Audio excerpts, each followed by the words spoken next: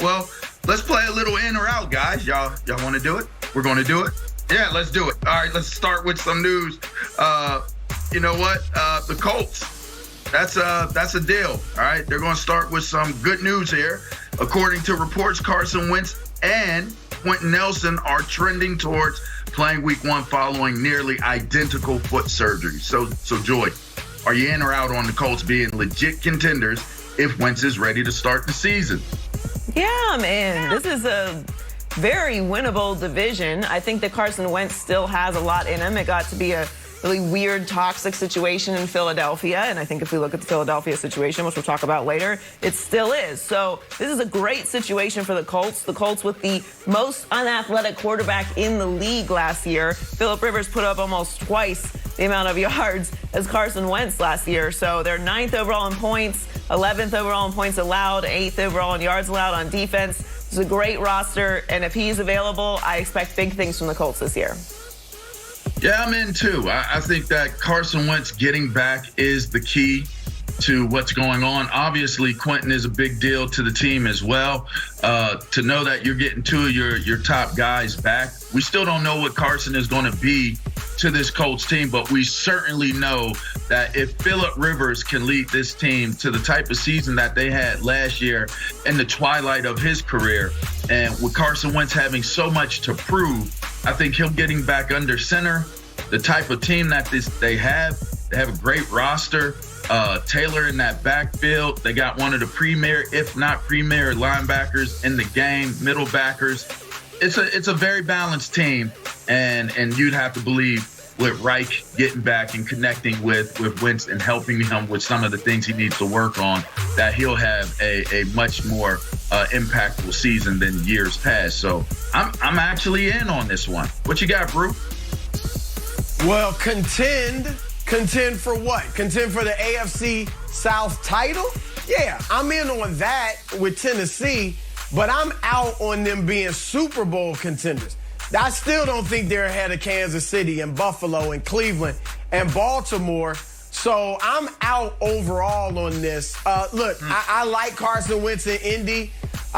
Look, he's reunited with Frank Wright, who obviously had his best season under in 2017 when Wright was the OC in Philadelphia.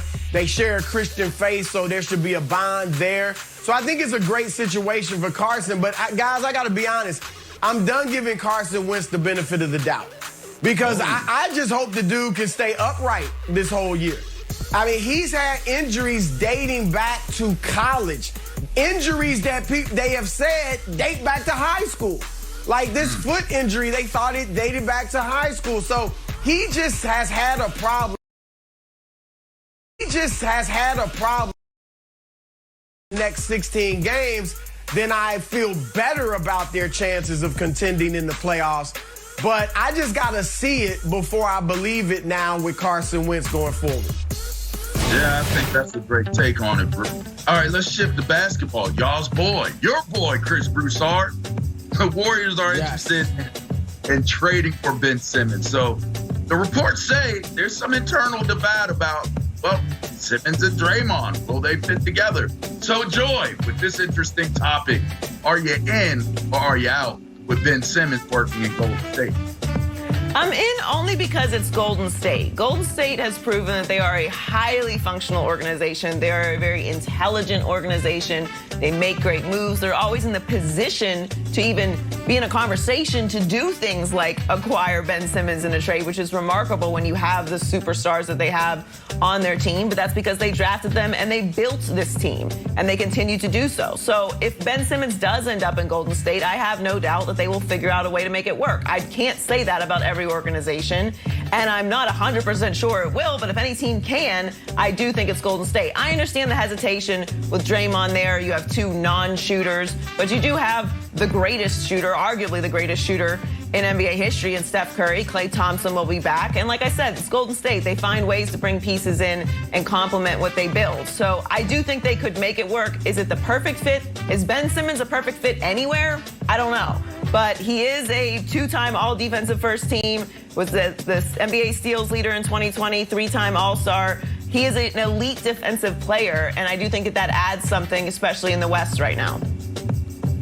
You know, if America wasn't so politically correct and sensitive at this point in the world, I would give y'all my real, uncut, raw answer to this and give y'all some real context. But I'm gonna keep it PC and I'm gonna just say, I don't think it's a great fit. If you're leading in with this being the reason why you're divided on if you go all in for the trade is if Simmons and Draymond are going to be able to fit and coexist, I think that's the handwriting already on the wall before you even make the move.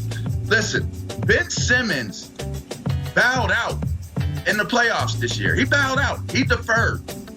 That said to me, there are some maturity issues or something, self-belief, whatever it may be, as to the reason why he kind of shrank and faded away in the playoffs this past year. You go into a situation where Draymond will get up in anybody's face. Draymond will challenge anybody. He doesn't care who you are.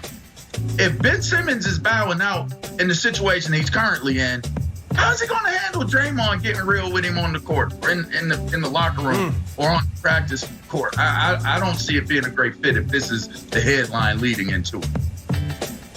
Look, the Warriors are going to be good next year if they added Richard Simmons. All right, so if they get Ben Simmons, they'll still be, a good team.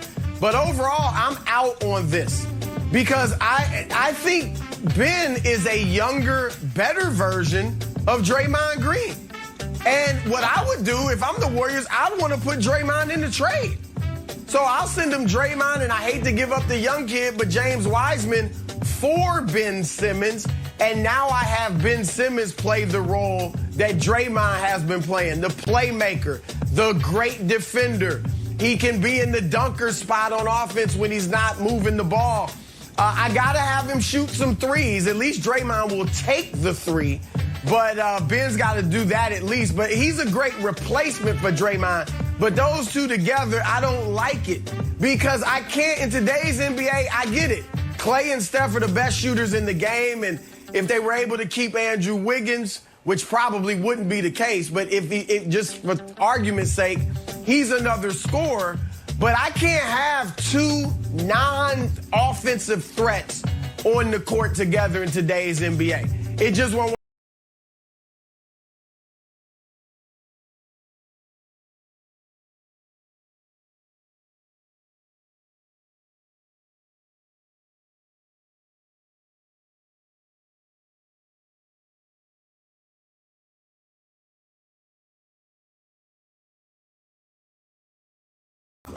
And so to have two guys like that, I can't do it again. I hate Draymond, I get it. Inspirational leader, key cog in the mini dynasty, all of that. But I don't need him and Ben Simmons. I just need one of them, and I'd love to get Ben for Draymond.